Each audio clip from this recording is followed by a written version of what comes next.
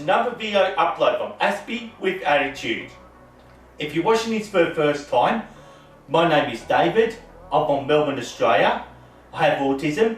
I have some speech difficulty, a speech impairment, and I have Asperger's syndrome, and that's why I call myself an Aspie. And welcome to another autism life hack video from Aspie with Attitude, when I explain verbal stimming, and which is also known as vocal stimming, which is something that I'll be doing for this video content. Since this is a whole lot different type of stimming, as I would quickly like to recap on episode 37, when I did explain the non-verbal form of stimming, way back on the 9th of January 2019, which was more than 4 years ago. And just to only get on with it now, whether to call this verbal stimming or vocal stimming, I am explaining this to be another form of self-stimulatory behaviour when an autistic individual would stim by using their mouths, their lips and their vocal cords to create a repeated sound, or depending on their personal values, which is something a lot different type of stimming, as you pretty much see through the whole video content, the way I'm actually going to be freely moving my arms around as my type of stim to be able to self-regulate. And just get on with it now. It's expected to vary from one autistic individual to the next, as their distinct repeated noise would identify the individual who is making the noise. Noises could take form as sounds of squealing, humming, groaning, grunting or whistling.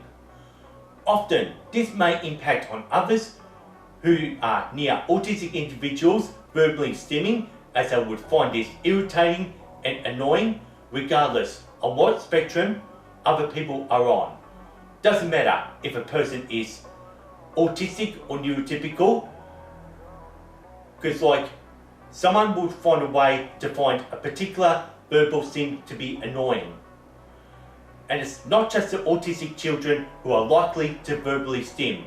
There are also autistic adolescents, talking about an autistic individual going through high school in their teenage years, and even autistic adults are likely to verbally stim.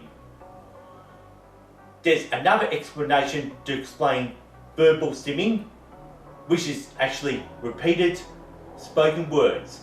For example, I'll tell you one example is advertising jingles that's frequently heard from radio or television advertising. And those advertisement jingles could be recited repeatedly, taking form as echolalia. It's when you just recite the same phrases and the same words over and over again, and which could actually work perfectly as a verbal stim. No matter what the sounds are, verbal stimming does act upon as repeated behaviour. The reason why autistic individuals who verbally stim do this in order to self-regulate, the same way you've already seen me move my arms around freely while I'm actually sitting on the couch talking. Verbal stimming may appear safer than other stims, like if an autistic individual might perhaps hit themselves and hurt themselves. However it is, if verbal stimming is meant to be a bad thing, it always has a tendency to annoy other people if this verbal stim sounded irritating to them, and often it's likely this would agitate other people around them, especially those who cannot handle the noise. If verbal stimming took place at workplaces, especially in the office, in classrooms or at movies perhaps, it's known to be distracting within those environments, since there's plenty of people out there who don't understand autism acceptance or autism awareness. And this is one of the main impacts that verbal stimming would have. How verbal stimming could impact on an autistic individual is the ability to interact with other people and to feel included in social activities, and to be able to learn to socialise and develop their social skills. As it would happen often, if any members of the group don't like the sound of this individual's verbal stim, it is likely that the autistic individual would face rejection from their group and their peers and miss out on the chance to develop their social skills. And the worst that comes to worst though, they may end up with a nickname based upon the sound that the autistic individual makes through their verbal stimming. And this is all you need to know what verbal stimming is all about and how this has its impact.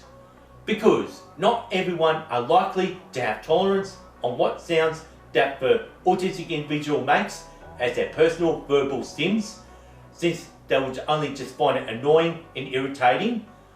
And considering that this autistic individual just simply won't help themselves, it's all part of their nature of stimming and the ability to able to self-regulate, just because maybe they're bored, overwhelmed or excited, but who knows. And please don't forget to subscribe to my YouTube channel, Aspie with Attitude. That's all I ever ask for in terms of support. And also, you can ring this notification bell if you want to keep up to date with Aspie with Attitude. And please like and share this video content around. That way, you're showing more support to my YouTube channel, Aspie with Attitude. And please don't forget to leave a comment down below to tell me if there's any points that I've missed, and maybe you are a verbal stimmer, and you can feel free to tell me all about it in the comments down below, since I'm very interested to hear, especially that I'm 43 years old at the time I made this video that you're watching right now. And that's how I actually really finish off this video content from Aspie with Attitude.